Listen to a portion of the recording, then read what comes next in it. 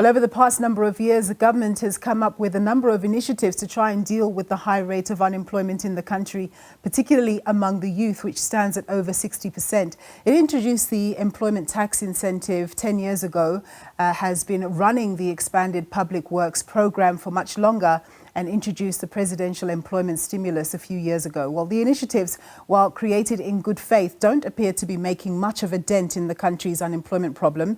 Ahead of the midterm budget, where a number of key policies are expected to be referred to, I'm in conversation with a panel of speakers who are passionate about radically bringing down unemployment. That is Zwelinzima Vavi, the General Secretary of SAFTU, Matthew Parks, who joins us virtually. He's Parliamentary Co-ordinator at COSATU, and in studio, Isobel, Frye. She's the Executive Director at the Social Policy Initiative. Thank you very much, all of you, for joining us, and to you, Matthew, over there virtually. Dade Vavi, I wanted to ask you the first question, really to say, why do you think over the years South Africa has struggled with this stubbornly high unemployment rate? Well, because we're stubbornly stuck with what doesn't work. The government, led by the ANC, is simply refusing to change tack. There is overwhelming evidence that what they have been trying to do since 1995, 1996 has simply dismally failed. They have refused to change the structure of the South Africa's colonial economy. They have refused to reject the dictates of the IMF, World Bank, structural adjustment programs. Instead, they have imposed their own structural adjustment programs onto South Africa, which are based on the premise that does not exist here. The premise of South Africa is that of 300 years to 400 years of colonial exploitation, almost 40 years of apartheid, of discrimination and all of that. They are refusing to change the whole fiscal macroeconomic policy in particular. They've adopted fiscal and monetary policies that are doing them a disservice, totally sidelining the majority of black people and particularly young people, women and people who used to reside in the former Bantustans put there by the apartheid system. The fiscal and monetary policies in particular of South Africa have been a total disaster. Premised fiscal policies on reducing the corporate taxes from 52% in 1993 to 27% today. Monetary policies premised on we will remove exchange controls and we will allow companies to list their companies elsewhere in the world, and we will do nothing about the billions and billions of rands that are leaving our economy through illicit cash outflows and mispricing. You've been very consistent in this critique that you've just expounded on, indeed. Matthew, I want to bring you in to say that you'll often hear the private sector pointing out to things like the national minimum wage, as well as other labour laws, as being part of the reason for derailing employment prospects. What's your take on that? Afternoon, thanks for having us, Nompo, and greetings to Zweli and Isobel. Look, we think it's a red flag. It's a false deflection. The minimum wage came into effect 5 years ago, and even before that we had high unemployment. And independent research by academic experts from UCT and other institutions have shown it hasn't led to job losses. In fact, it's helped to support and stimulate the economy, because when workers have extra money in their pocket, they don't put it under the mattress. They go to the local shop, they buy food, electricity, they pay for transport, they buy the goods that the economy needs consumers to buy. And that's been the experience across the world. The labour laws, too, are also a red flag. It's a false myth to say labour laws discourage people, because business or experts, so-called experts, might say, well, look, businesses don't want to hire people because it's too difficult to fire them.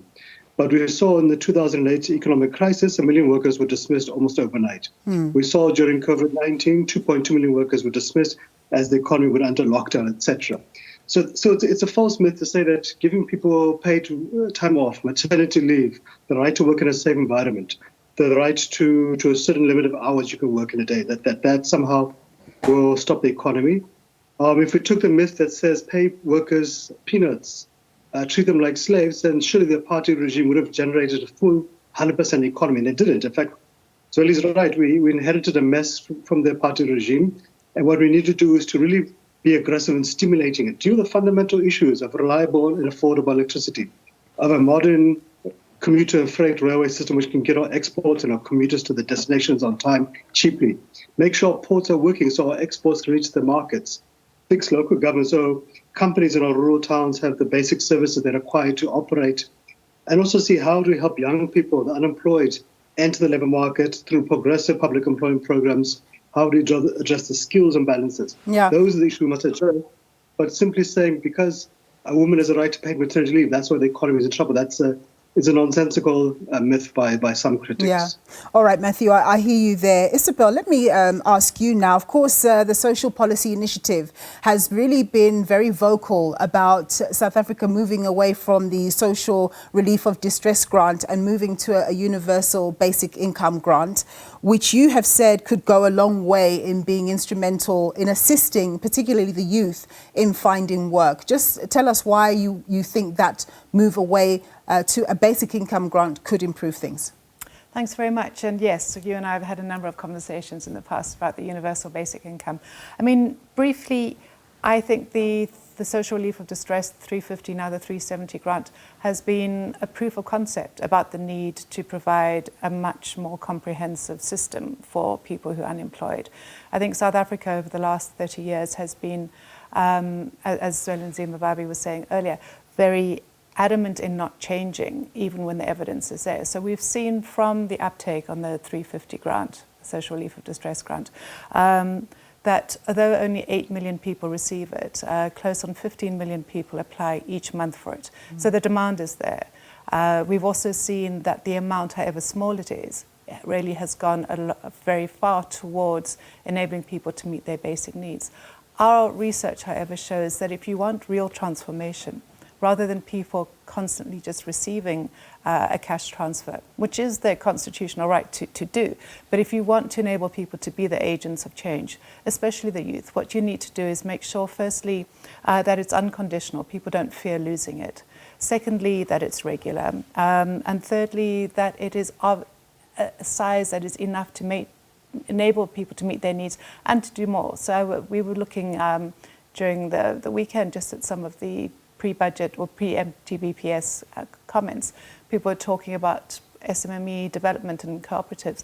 Unless people have disposable income in a community, any person's attempt to start a small business is bound to fail.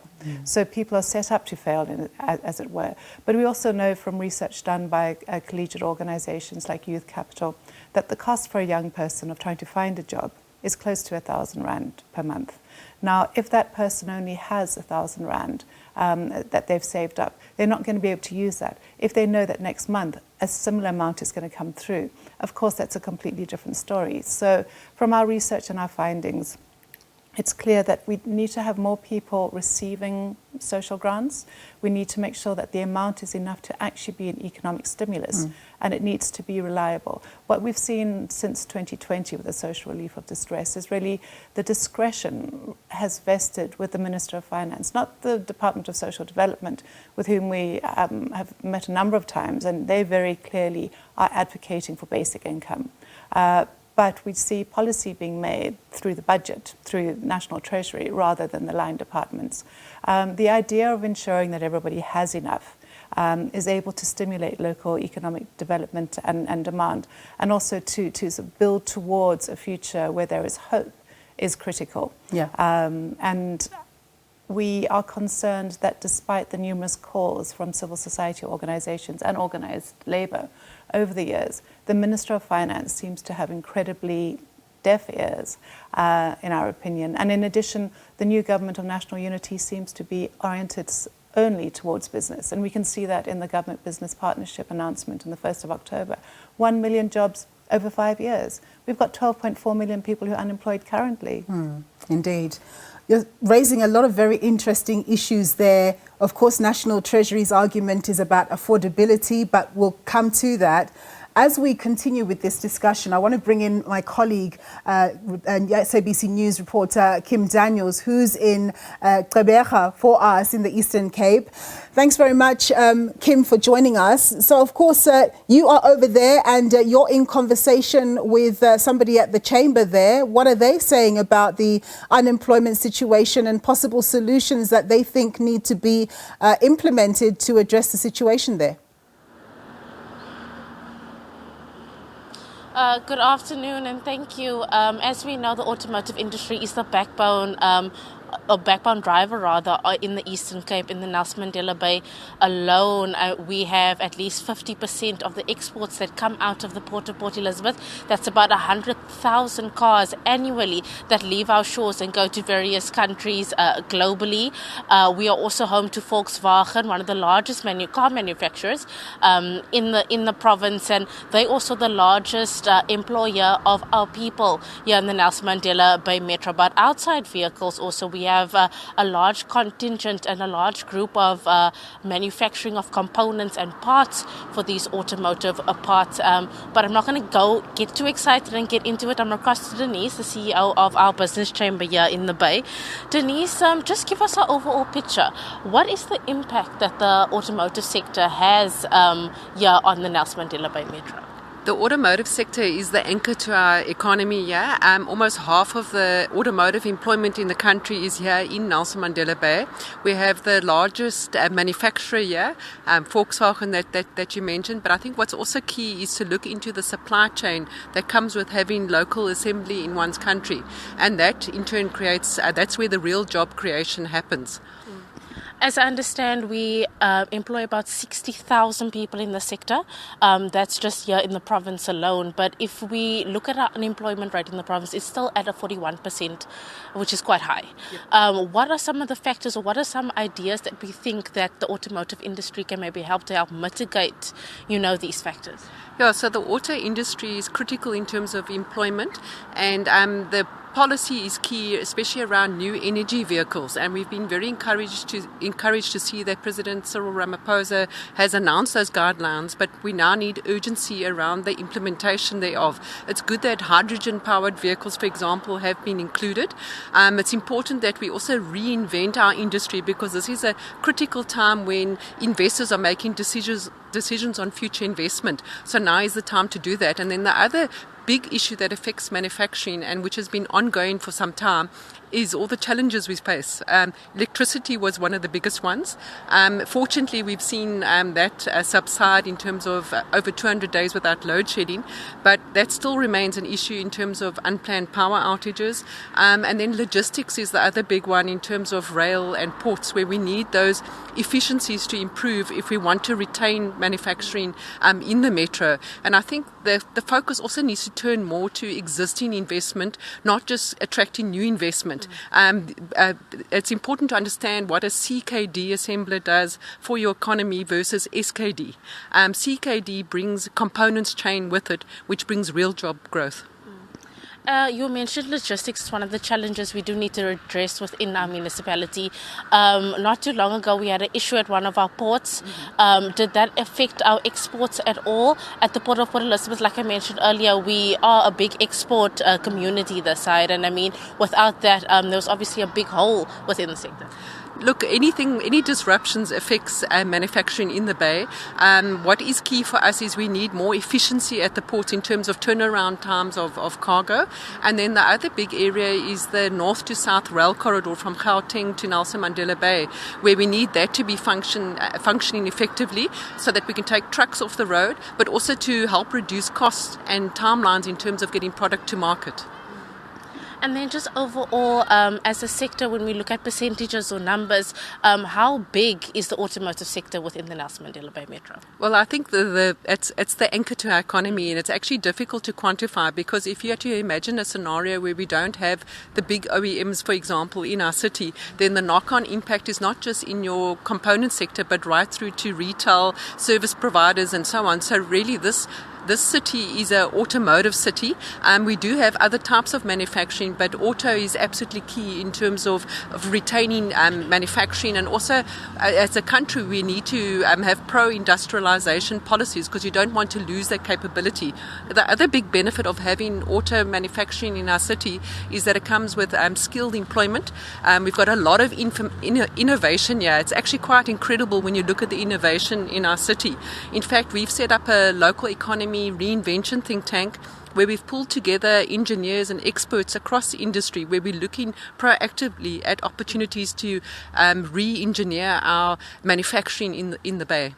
Denise, we'll cut it there. Thank you so much for your time. That was just Denise, our CEO of the Business Chamber in the Nelson Mandela Bay Metro, just saying how important our automotive sector is in our small piece of land here in South Africa, saying it is really the backbone, the anchor of our economy. It creates various jobs, and not just at these plants themselves, but it also has like a domino effect going back down, all the way down to retail. But for now, from us in Gqeberha, it's back to you in the studio. Thanks very much. My colleague there, Kim Daniels, just speaking to the Chamber of Commerce there in the Eastern Cape, talking about how pivotal the motor vehicle sector is there. One of the things that's a bit concerning is having a concentrated industry in a town because, you know, everything just hinges on that, but it is what it is. Hence, diversification in an economy, in a province, in a town is quite important. But back to our conversation, Zwelinzima Vavi, I wanted to ask you, as much as you've been a critique about the policies that the country has implemented that have not really resulted in the results that we would like as society, what then are some of the solutions that you have? I know you've travelled, you know, as a trade unionist and seen how things are done elsewhere, and obviously read and so on and so forth. What solutions do you think a country like South Africa could benefit from that are low-hanging fruit, where we could see some material change within the next 5 to 10 years? The starting point has to be that government must agree that the structure is not serving it. This is a disastrous route that we have traveled for the past almost 30 years now. Change the structure of this economy. Overall, this economy so that it is based on meeting the most basic needs of our people for jobs that pay a decent wage, that takes people out of poverty. Have a strategy focus on poverty alleviation, and have a strategy that focuses on inequalities. Of course, address the crisis of corruption at the same time. Government is simply refusing to put a strategy that is robust, that is a developmental strategy, that is not premised on conservative fiscal monetary policies. But I would say that's the first thing. Change the structure. Stop South Africa being a place where monopolies from elsewhere in the world only come here to extract our minerals and or to be attracted through all various schemes to be here, such as in the motor sector. And they're getting 960 million rand subsidy from us, me and you. We pay to keep them here. That's important to keep jobs in South Africa. But at the same time, we do need a local strategy of beneficiation of building secondary industries around Northwest, Limpopo, Mpumalanga, and we need to change the economic structure of the Eastern Cape so that it is not wholly about motor industry, but it can also be about a robust agricultural sector and tourism. And we need to change the structure of economy of the Northwest, which is currently sitting with the highest rate of unemployment. Can you believe it? The country, a province with those minerals, is sitting with 54% unemployment rate. Its agriculture and its land is, together with that of the Eastern Cape, is rated the second richest in the entire world. We're not building that as a sector and to escape or to put a ladder on us all to climb out of this economy. We need to change the fiscal and monetary policies of South Africa. We need to industrialize. You know that we have lost 50% of our industrial capacity. As we speak, we're sitting at 24-25% spare capacity at the industrial level. We're sitting with 1.4 trillion rands that these rich guys are not investing in this economy so that we can see growth. Yeah. If you don't change there, then we must accept that we will be trapped in this low growth path we're finding ourselves in, wherein levels of unemployment worsen, poverty worsens, inequalities worsen. And then there's a scramble amongst the elites to get rich because they can see that the only prospect out of poverty is through stealing. Yes.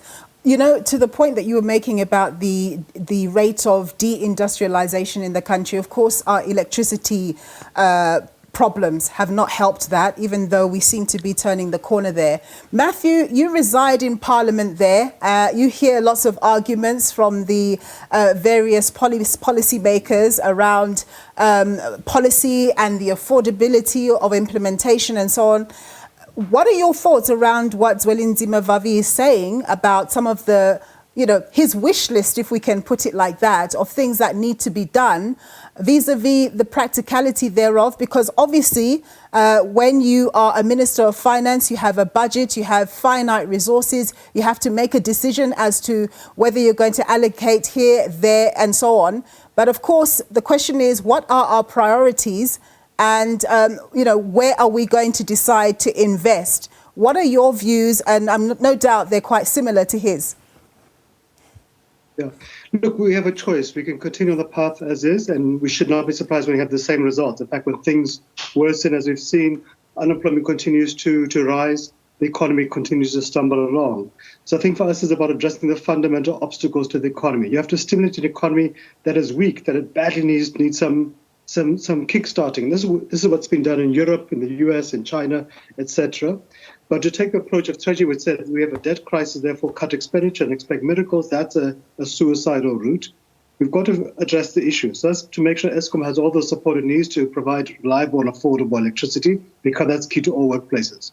To make sure transport is fully operational, both freight and ports, because that's key to mining, manufacturing, agricultural sectors, the backbone of our economy. We have to make sure the Metro Rail returns to full operations, because that's key to transporting 10 million urban commuters, largely workers, to the workplaces on time. You've got to fix local government, which is in a real state of crisis, in fact, almost collapse in some instances, so that it can provide the basic services that any company, any workplace needs, especially in our rural towns. But you also have got to deal with the fiscal leakages. So we don't have a revenue crisis, expenditure crisis. We have a revenue and a growth crisis. You've got to deal with that issue, because there's no amount of cutting the budget that is going to get the economy to work. Having less teachers is not going to grow the economy. Paying nurses less is not going to grow the economy. So deal with the network obstacles. Make sure also that we deal with the issue of corruption, as well as says, of fiscal leakages, etc. But also say, how do we give support to emerging companies, to SMEs? How do we give support to industrial manufacturing sectors? Because to be honest with you, Nompo, the amount of money we put aside is really a pittance. It's about 20 billion rand out of a budget of 2 trillion rand. And if we want to get to a place where we can reverse the ratio of people who are working, 16 million, to those who are receiving social grants, 27 million, then we need to invest in the industrial, the manufacturing, the export sectors of the economy. But I think to take the approach of Treasury or the IMF, which says this is a debt crisis and deal with the debt and things will change by themselves, that's a fallacy. It's a growth crisis, a revenue crisis. And so the last point you asked, where do you get the money from? Well, besides growing the economy and making sure people have jobs and can pay taxes, invest in the South African Revenue Service. Give it the resources it needs to deal with tax compliance, to tackle tax evasion, to bring the revenues the state requires to fund the essential services that the economy depends upon to grow. So, Isobel, we're talking about the economy and we're talking about putting resources in people's pockets so that they can make the right choices in terms of looking for jobs and having that basic dignity to be able to feed themselves and so on and so forth. But I think the elephant in the room has to be as well the education system. We know that the outcomes have not been great there. You've got the likes of MP Musi Maimane. He's been championing this cause for the longest time, that we need to get the pass rate from 30% to 50% to give our kids a fighting chance when they finish school of being able to get their foot into a work door. At the same time, we know that there's been a mismatch of skills. Even if you have talented children coming out of the school system. They're not necessarily the jobs available there, training there, etc., etc.